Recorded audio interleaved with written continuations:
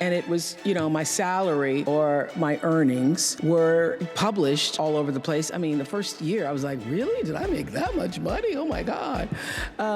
It was very difficult for me to figure out where my boundaries were because I'd grown up poor and didn't have anything. So it's easy when you don't have anything and people ask you for money. They say, I need $500. You say, I don't have it because I'm just trying to get my rent paid. It's harder when your multi-million-dollar salary is now in the paper and you get a lot of friends and cousins you didn't have before. So how do you set boundaries for yourself? I was having trouble setting boundaries for myself for even strangers. People would just show up at my door in Chicago and say, Oprah, I left my husband, please help me. And I would, because she knows I have it. So don't try that now, though, okay? Don't try that now. I figured it out. So what I learned is that, the reason why people keep showing up is because my intention is to make them think that I'm such a nice person that you can ask me for anything, you can get me to do anything. I'm gonna say yes, I'm gonna say yes.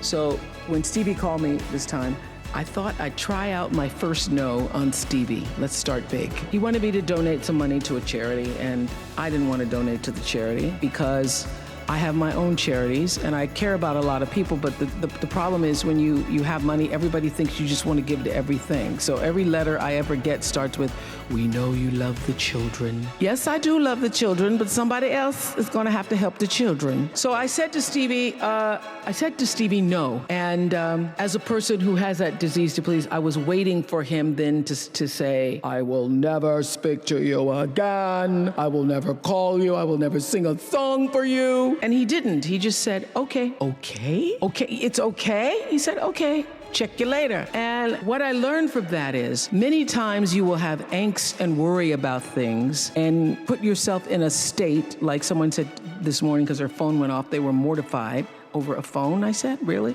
You will put yourself in a state when the other person really isn't even thinking about you. So learning that I could specifically determine for myself what the boundaries were for me, what I wanted to do, give my money, give my time, give of my service to who I wanted to give it to when I did, that I get to make that decision. And just because you get 100 requests a week doesn't mean you have to try to fulfill all of that. Just because you have all of these demands on your time and on you doesn't mean that you have to say yes. You get to decide because you're the master of your fate, the captain of your soul, as William Ernest Henley said in Invictus. And understanding that really changed the meaning of my life in that I was no longer driven by what other people wanted me to do, but took charge of my own destiny, making choices based upon what do I feel is the next right move for me. Quincy Jones had, I would not even say an important role, I would say the role in my acting career. Quincy Jones discovered me.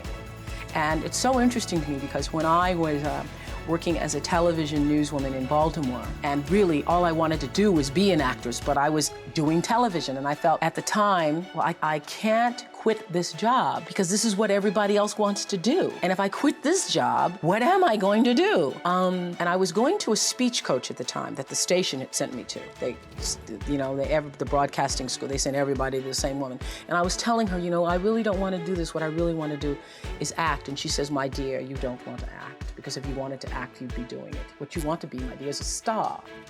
Because if you wanted to act, you'd be waiting tables in New York. And I thought, now why am I going to wait tables if I'm already working in TV? So I said, well, what I think is going to happen is I will be discovered. Because I want it so badly, somebody's going to have to discover me. And she said, you just dream. You dream, you're a dreamer. So when it happened, I called her up. I said, you will not believe this. I got discovered. And it really was a discovery. It's like one of those Lana Turner stories, only it wasn't a drugstore. He was in his hotel room. Saw me on TV. It was unbelievable. The interesting thing about that is that I truly believe that thoughts are the greatest vehicle to change power and success in the world. Everything begins with thoughts. I mean, the chairs that we're sitting in, the room that we're in, all started because somebody thought it. So I thought up The Color Purple for myself. I know this is going to sound strange to you. I read the book. I got so many copies of that book. I passed the book around to everybody I knew. If I was on the bus, I'd pass it out to people. And when I heard that there was going to be a movie, I started talking it up for myself. I didn't know Quincy Jones or Steven Spielberg or how on earth I would get in this movie. I'd never acted in my life, but I felt it so intensely that I had to be a part of that movie. I really do believe I created it for myself. I wanted it more than anything in the world and would have done anything to do it, Turn your wounds into wisdom. You will be wounded many times in your life. You'll make mistakes. Some people will call them failures. But I have learned that failure is really God's way of saying, excuse me, you're moving in the wrong direction. It's just an experience. Just an experience. I remember being taken off the air in Baltimore, being told that I was no longer being fit for television and that I could not anchor the news because I used to go out on the stories. And my own truth was, even though I'm not a weeper, I would cry for the people in the stories, and which really wasn't very effective as a news reporter, to be covering a fire and crying because the people lost their house. And it wasn't until I was demoted as a on-air anchor woman and thrown into the talk show arena to get rid of me that I allowed my own truth to come through. And the first day I was on the air doing my first talk show back in 1978, it felt like breathing, which is what your true passion should feel like. It should be so natural to you. And so I took what had been a mistake, what had been perceived as a failure with my career as an anchor woman in the news business, and turned it into a talk show career that's done okay for me. I first started as a broadcaster. I was 19, very insecure, thrown into television, pretending to be Barbara Walters, looking nothing like her, and still going to college. So I do all my classes in the morning from 8 to 1, and then the afternoon I worked from 2 to 10 and did the 6 o'clock news, and would stay up and study and all that stuff, until 1, 2, or 3 o'clock in the morning, and then just start the routine all over again. And my classmates were so jealous of me that I remember taking my little $115 paycheck, and at the time I thought it was really a lot, but taking $115 and trying to appease them. I would always, anytime anybody needed money, I was always offering, oh, you need $10? Or taking them out for pizza, ordering pizza for the class and things like that. That whole disease to please, that's where it was the worst for me, I think, because I wanted to be accepted by them and could not be, because first of all, I didn't have the time. They wanted me to pledge, and I didn't have the time to pledge. I didn't have the time to be a part of all the other college activities or a part of that whole lifestyle. And it was very difficult for me socially, really one of the worst times in my life, because I was trying to fit in school and be a part of that culture, but also trying to build a career in television. It's very difficult for me to even see myself as successful, because I still see myself as in the process of becoming successful. To me, successful is getting to the point where you are absolutely comfortable with yourself, and it does not matter how many things you have acquired. The ability to learn to say no and not to feel guilty about it, to me, is about the greatest success I have achieved.